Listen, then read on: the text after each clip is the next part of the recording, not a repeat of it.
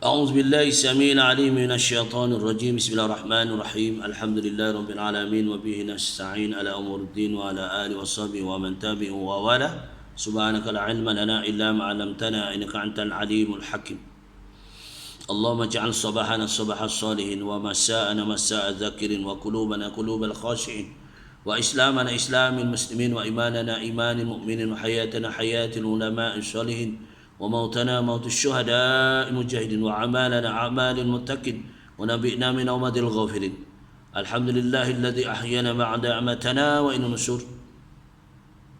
Rabbi yasir wa la tu'asir wa tamim bil khair. Assalamualaikum warahmatullahi wabarakatuh. Di pagi yang mubarak ini saya nak kongsikan sebahagian ubat masalah hati yang tidak tenang atau lemah. Ya, hati yang rosak. Allah berceritakan dalam surah Al-Baqarah ayat 7.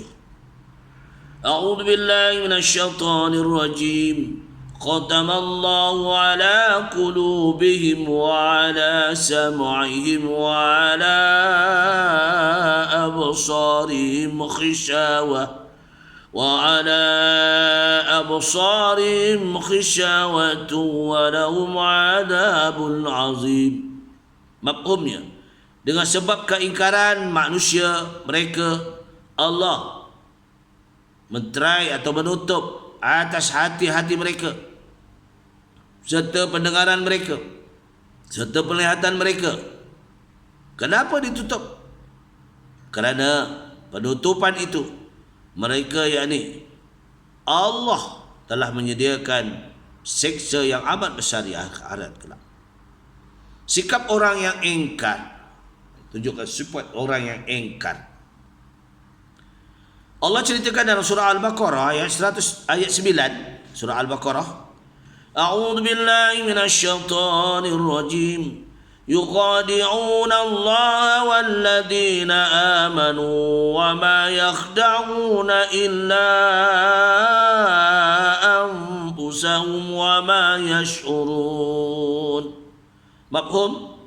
Mereka hendak memperdayakan Allah dan orang-orang yang beriman, padahal mereka hanya memperdayakan diri mereka sendiri, sedang mereka tidak menyedari apa yang mereka lakukan. Orang-orang seperti ini semakin sakit hati. Allah menjelaskan lagi dalam surah Al-Baqarah ayat 10. A'udzu billahi minasyaitonir rajim. في قلوبهم مرض فزادهم الله مرضا ولهم عذاب أليم بما كانوا يكسبون. Di dalam hati mereka, yakni golongan yang munafik itu, terdapat penyakit. Apa penyakitnya? Pertama, penyakit syak. Dia beramal, dia buat apa? Syak, sangka yang tak baik pada Allah utamanya, pada Rasul utamanya. Yang keduanya iaitu asad dengki.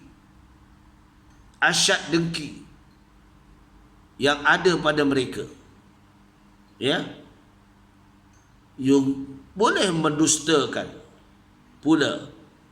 Tambah lagi penyakit itu kepada mereka, dan mereka pula akan beroleh adab siksa yang tidak terperi sakitnya, dengan sebab mereka berdusta dan mendustakan kebenaran yang dibawa oleh para rasul.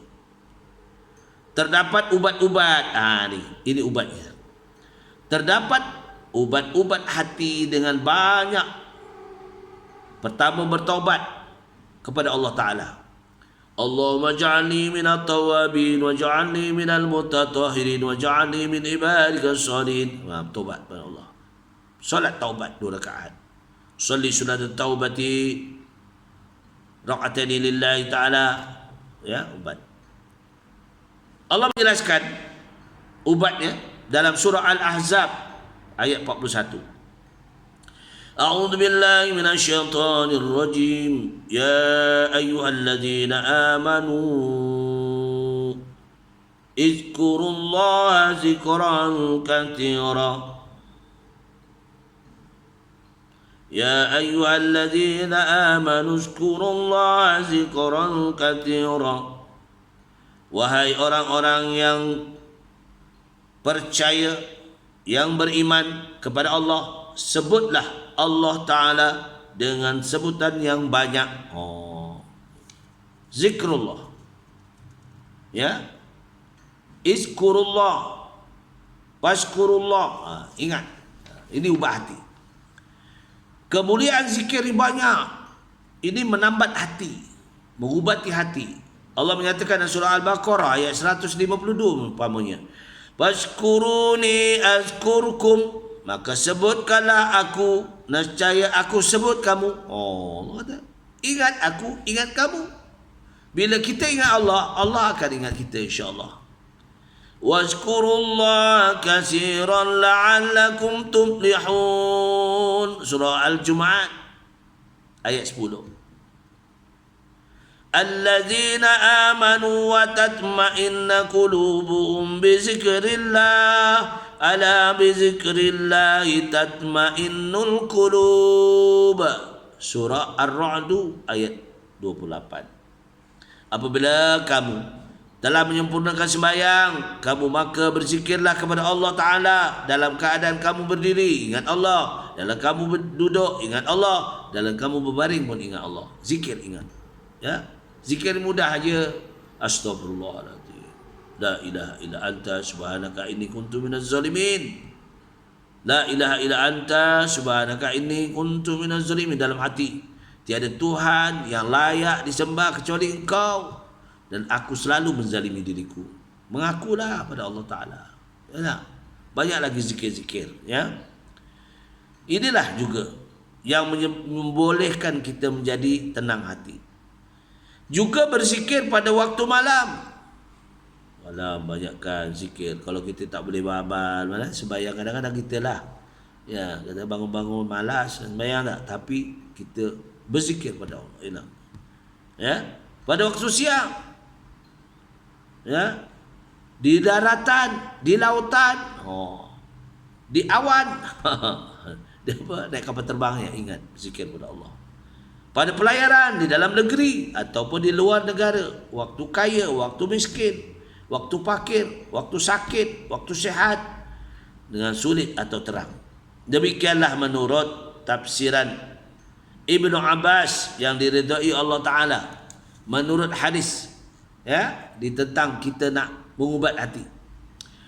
Riwayat riwayat Imam Al-Tirmizi dan Ibnu Hakim, ya, rahimahullah, ala unabbiukum bi khairi a'malikum wa arkaha wa azkaha inda malikikum wa arfa'iha fi darajatikum wa khairin lakum min i'ta'il waraq wazzabi wa khairin lakum min an talqaw a'adduwakum fatadribuna a'naqakum. Qalu wa ma dzalika ya Rasulullah? Qala zikrullah. Bertanya ya sahabat, mahukah, Rasulullah kata, mahukah aku habarkan kepada kamu dengan amalan kamu terlebih baik daripada amalan-amalan yang lain, yang terlebih suci pada memiliki kamu, yang lebih tinggi derajat kamu, yang lebih baik daripada kamu memberi emas dan perak, terlebih baik daripada kamu bertemu dengan setru kamu yang akan memenggal leher kamu, atau mereka mengirit kamu, terlebih baik daripada perang Sabil. Lalu sahabat bertanya kepada baginda Rasulullah sallallahu alaihi wasallam, apakah dia? Sabda Rasulullah sallallahu alaihi wasallam, itulah zikir pada waktu kamu senang, berzikirullah. Ini ubat, ya, zikir. Inilah yang kita dapat kongsikan. Ya, kalau kita nak bawakan panjang lagi, jadi kita banyakkan berzikir pada Allah pagi-pagi, ya.